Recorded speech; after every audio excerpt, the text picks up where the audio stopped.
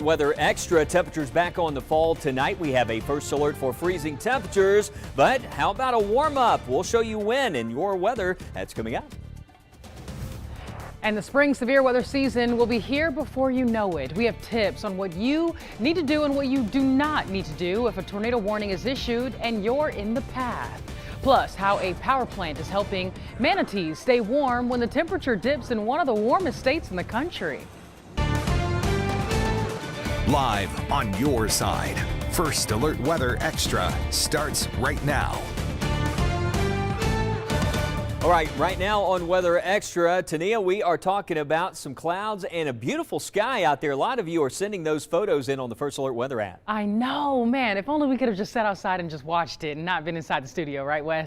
That's right. Yeah, I just wanted to share a couple of these. Some of you have been sharing on our social media, our First Alert Weather app. This is what it looks like just moments ago in Corner, Alabama, because of those mid-level to high-level clouds moving through. Deidre sharing that view, and one there from Jones Chapel from Amanda Michelle, but certainly a sky on fire out there this evening. Current temperatures right now, it's cold. I mean, we have 40s, some 30s to the north, 42 at Tuscaloosa, 41 at Birmingham, 40 at Anniston. Every location tonight will drop into the freezing range, so be ready for that early tomorrow morning. We're still dealing with a dry setup, a dry pattern, but we're in more of a northerly flow right now, and you can see how some of these clouds are drifting in from the north. That there's another front that's going to move through, very weak front late tomorrow night and Saturday morning, basically a reinforcing shot of drier air, but that will cause some fluctuations in our temperatures. And speaking of temperature fluctuations, well, tonight we've got frost, freezing conditions, but tomorrow up to 61 during the afternoon with sunshine. So it is going to feel nicer later in the day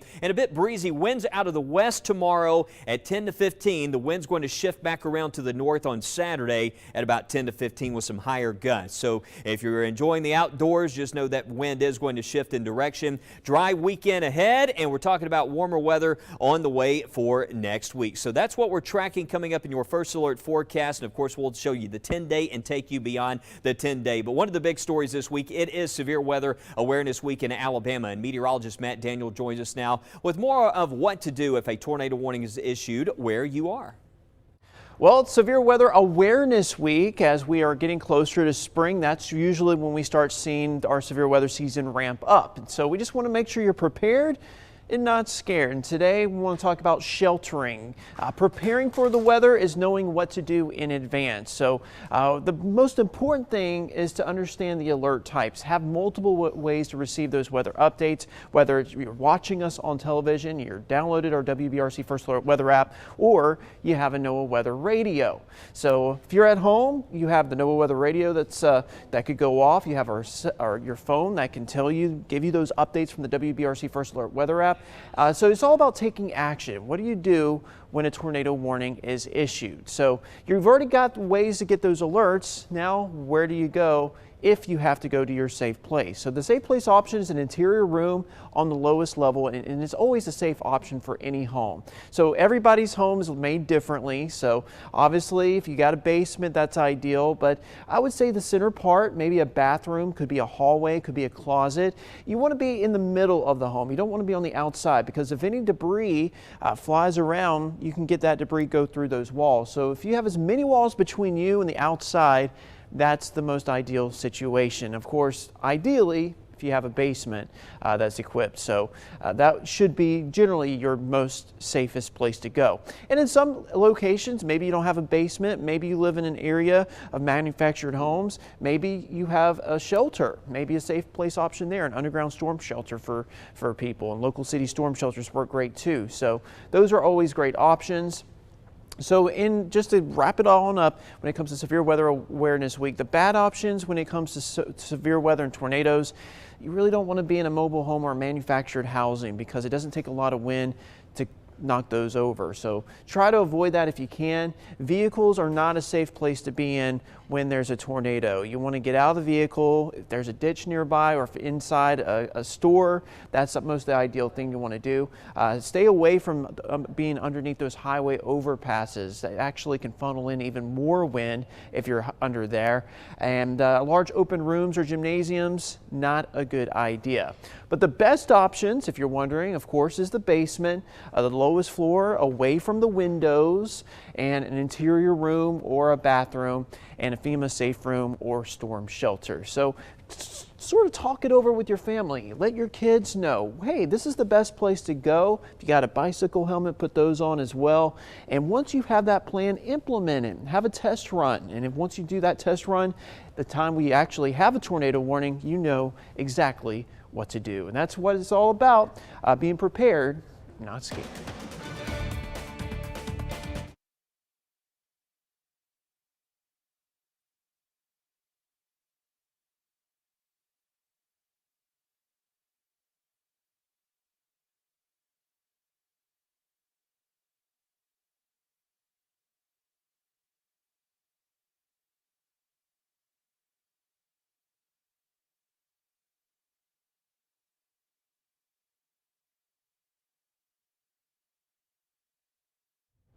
All right, we've been showing off your viewer photos, and this is another one of the beautiful sunset. Big shout out to Mary Henderson for sitting in this picture of the sunset over Smith Lake. Oh my goodness, she's in the perfect spot to catch that beautiful sunset. And there's so many more photos flooding through our First Alert Weather app. Let's take a look at this one sent in by Gary out at Double Springs. Love the trees in his image, gorgeous.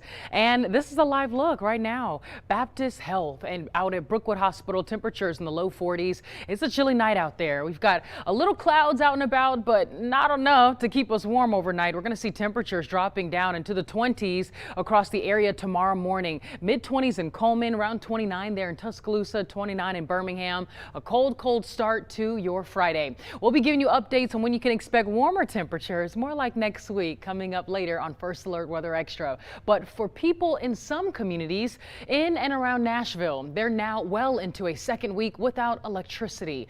It's the result of that crippling ice storm hitting their neighborhoods, and problems are still present as the area's electric company works to get everyone's lights turned back on. Amanda Roberts spoke to one person whose frustration is off the charts. In North Nashville, off Whites Creek, a slow, rural pace is what makes home, home. All kind of messes. Yeah, I really don't know what to do about it. But preferring a slower pace does not apply to getting their power back. We need all kind of helps out there we can get. Generators power some homes. Ice is still thick on the drive, and trees and branches are only just getting cleared. Ice is still so thick in some places, bucket trucks can't get where they need to go. The only way this crew helped repair a connection was to climb. Since they've been here, I guess they've been working, because that was a mess up there. You know, it's all a mess. Lonnie Lehue called us, angry and frustrated by yet another day without power. He is going on day 10, and his zip code is not expected to get power back for another 3 to 5 days. He cautioned there were still power lines and branches down around his home, so we spoke in the driveway. I think I had my first breakdown a couple of days ago. And after spending nearly all the money he and his wife saved to travel on hotel rooms, he has run out of patience. I spent about $3,600 down at Vanderbilt downtown. She said I can get a hotel. She's getting up. But you know, I mean, she's worthy of that. She's been there for me, thick and thin, mate. Decades of marriage, and she is the reason for his resilience. She's happy. As long as she's happy, I'm happy. And that's the main thing for me. It's why he needs power, so he can bring his family back home. Nashville Electric Service reports nearly 90% of residents in LaHue's area have had their power restored. With our recent cold snap, did you find yourself thinking, this feels colder than it used 2 years ago? If so, there's a reason for that, and we'll explain the science behind it when First Alert Weather Extra continues. Explore the wonders of weather with Weather in the Classroom. Scan the QR code now to help your kids soar to new heights with Soar with 6.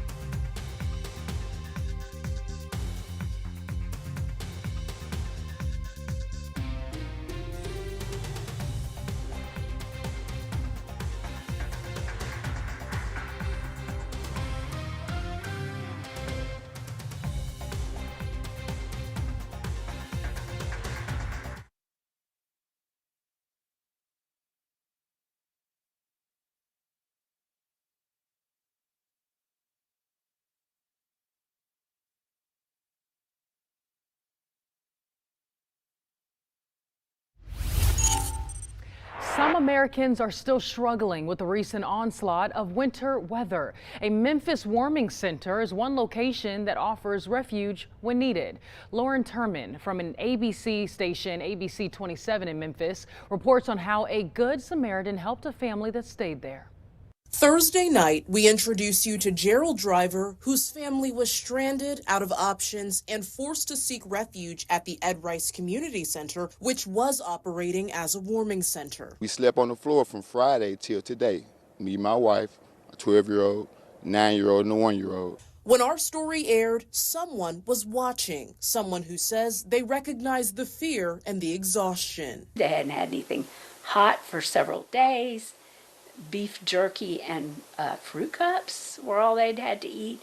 3 children and an older woman, and they're all sleeping on the floor.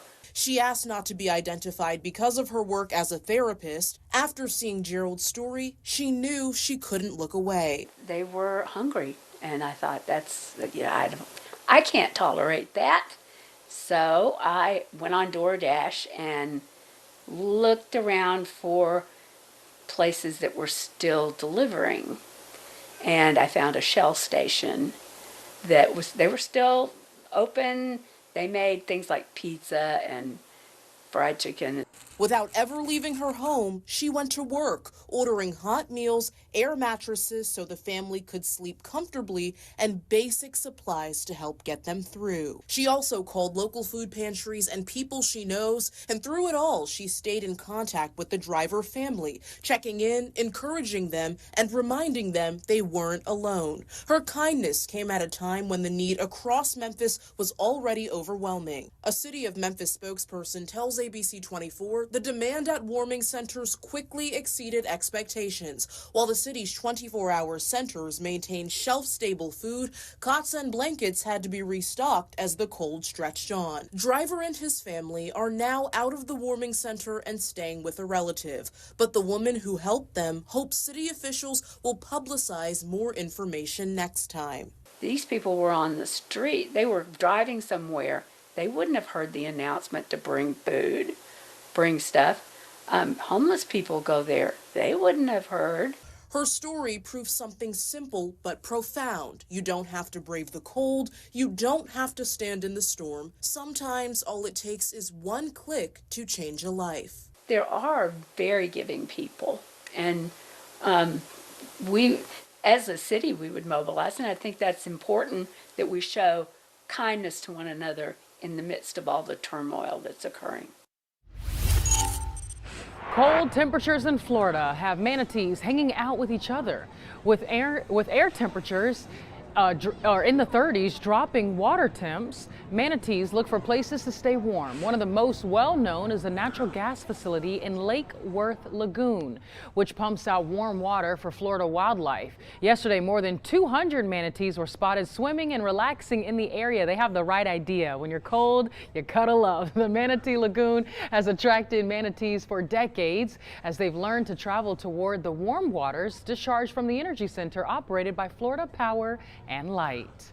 Wow, kind of cool. Officials say a man is alive after his attempt at a selfie left him trapped in an icy pond. The Indianapolis Fire Department says he walked across the pond's frozen surface to get near a fountain with colorful lights. Investigators say the 35-year-old fell in but was able to grab onto ice to stay afloat. Wow, scary. The department says the man's cell phone was critical in the end, but not for a photo. Officials say he used it to call 911.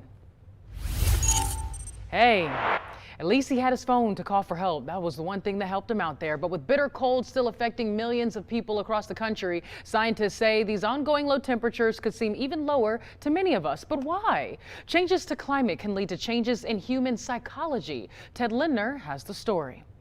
Well, the cold is no stranger to the winter. Especially low temperatures are still plaguing large swaths of the country.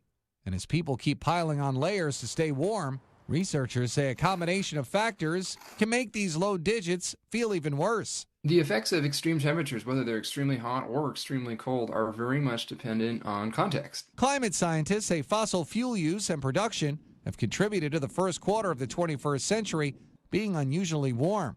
Because of this, when prolonged periods of extremely low temperatures settle in, the impacts can seem more severe because people aren't used to them or forgot what they were like. It's quite possible that for anybody under the age of 30, in some spots, this may well be the coldest week of their life.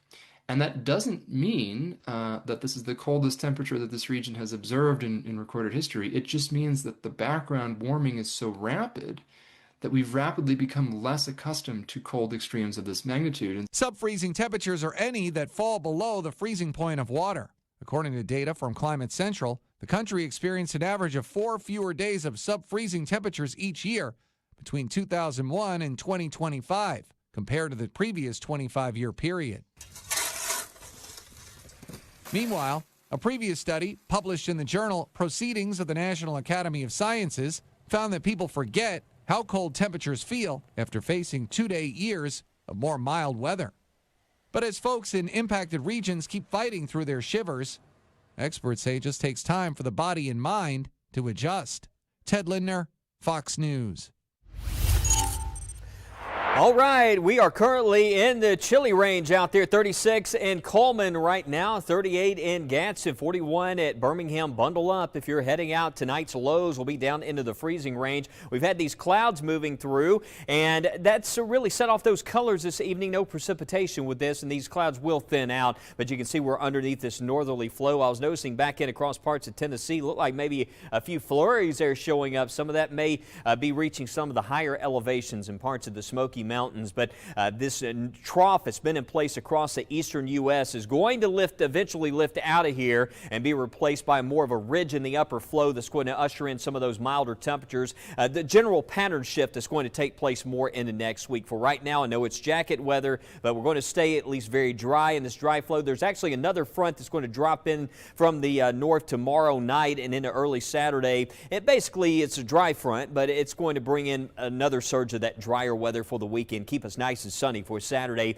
and into Sunday. So the next 24 hours tonight, bundle up by midnight. We'll be seeing a lot of freezing temperatures and freezing and also frosty tomorrow morning as well. So if you parked outside there, need to warm the car up, might have a coating of frost on the windshield early in the day, but that sun comes out and it is going to be one of those days tomorrow where the temperatures will rebound in a hurry. I think by lunchtime, a lot of us will be close to 60 degrees, and it looks like the afternoon will reach highs in even some low 60s showing up. Notice this model shows 63 at Tuscaloosa tomorrow. We'll take it.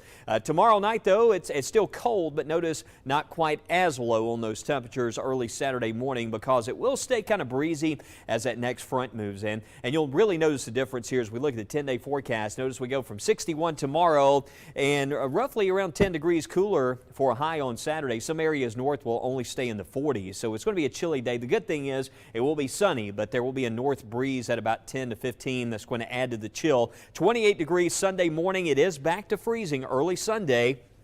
You can see to the north there some low 20s, so a first alert for freezing temperatures early on Sunday. After that, that's when the warm-up really kicks in. Monday looks dry up to 68.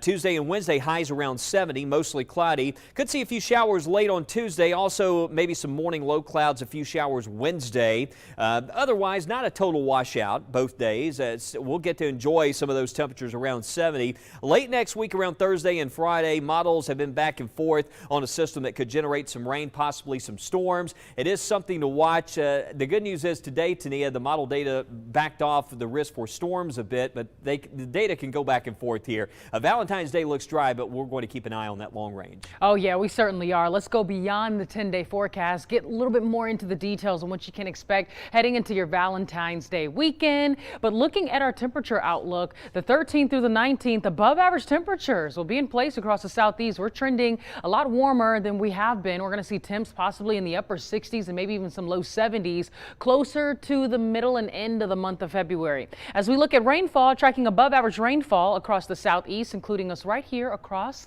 central Alabama. But speaking of rain, I wanted to walk you through what one of our models is showing as far as that beyond the 10-day forecast, when you can expect that next chance of rain. This is us the 15th. Notice we've already passed the 14th, Valentine's Day, and we look to see some rain possibly moving in for the second half of that weekend. So if you have plans on Sunday, Monday, things can possibly change, and they will. We're so far out, but some models are picking up maybe a few showers Sunday. Their Sunday night looking fairly dry, and maybe a stalled system out to our west may linger closer to around the 18th, 19th time frame. We'll watch it for you right here, but you're watching First Alert Weather Extra, and we're back after the break.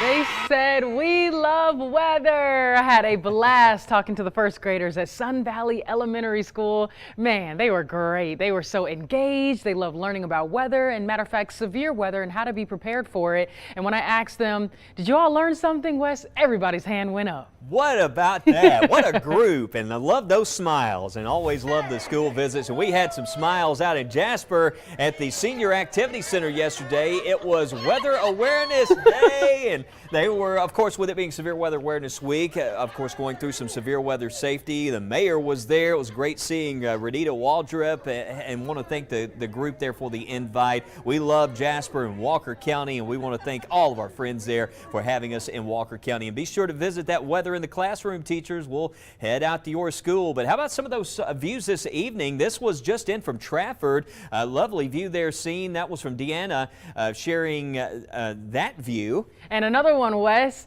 out in Garden City. Thanks to Pat Sumner for this beautiful picture. It was fire in the sky, and this is what it looked like when the moon was rising in Bluff Park recently. I want to thank Brandy Warden for sending us that on the First Alert Weather app. Oh yeah, we've got tons more. A little fog this morning on the river. This was a common sight after last night's rain. Thanks to Priscilla Willingham for sending that photo in. Yeah, a little misty out there, right? And when it comes to sunrises, this next picture could be a watercolor. It's a sunrise skies in could. Etowah County, and want to thank Ronnie Guffey for sharing that lovely view. And we'll end tonight's picks with a look at the moon through the trees in Pell City. Donna Sorensen for sending that photo in. I know we get from the moon to the fiery sunset, some lovely views out there, but we're Oh, going yeah. to have some sunshine tomorrow. Oh, we Freezing absolutely morning. will. And the weekend, too. I'm looking forward to that. And look at these temperatures next week. No, we keep seeing it. It's like, can we get there? Can we get We're there? just trying to get to that 70-degree mark, but we'll have more tonight, first at 9. And 10. Have a great evening.